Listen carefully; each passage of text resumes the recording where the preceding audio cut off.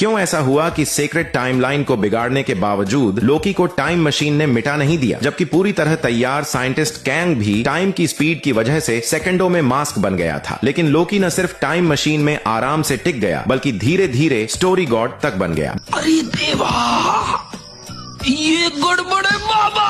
दरअसल लोकी के first season के डायरेक्टर ने पहले ही बता दिया था, टाइम मशीन उस चीज को नष्ट करती है जिसे टाइम अलो नहीं करता, न कि उन लोगों को जो रूल्स तोड़ते हैं। लोकी एक बॉर्न किंग है। उसकी असली स्ट्रेंथ मैजिक नहीं, बल्कि उसका रिबेलियस नेचर और बदलने वाली वेरिएबल क्वालिटी है। जब उसे एवेंजर्स ने पकड़ लिया था, उसके पास टाइम से भागने का सिर्फ एक ही चांस था और उसने तुरंत उसे समझ लिया। टीबीए ने बाद में फिर पकड़ लिया, लेकिन उसने फिर भी टाइम के लूप होल्स को समझना नहीं छोड़ा। यही नॉट नॉर्मल वाली जिद उसका शील्ड बन गई। दूसरी बात, टाइम मशीन में जो भी जाता है उसका लाइफ सुपर फास्ट तरीके से बूढ़ा हो जाता है। लोकी फ्रॉस्ट जायंट का प्रिंस है। उसकी लाइफ बाकी असगार्डियंस से भी ज्यादा लॉन्ग होती है और वो एज के साथ स्ट्रॉन्गर भी होता है, इसलिए वही टाइम के प्रेशर को संभाल पाया। बहुत लोग सोचते हैं लोकी इसलिए गॉड बना क्योंकि उसने टाइम को कंट्रोल कर लिया, पर असलियत उलटी है। टीबीए का बॉस हेहूरीमैन असली टाइम कंट्रोलर था, लेकिन आखिर में हार गया लोकी जैसे नॉर्मल दिखने वाले ह्यूमन जैसे गॉड के सामने। क्यों? क्योंकि कंग ने टाइम को सिर्फ टूल समझा, लेकिन लोकी ने समझ लिया कि टाइम असल में स्टोरी है। एक जगह बहुत इंपॉर्टेंट डिटेल है, जब सारी टाइमलाइन टूट रही थी, बाकी गॉड्स पावर के लिए लड़ रहे थे, लेकिन लोकी उन टाइम लाइन्स की आवाज सुन रहा था। उसने अनगिनत वर्जन्स का दर्द देखा, टीबीए के झूठ देखे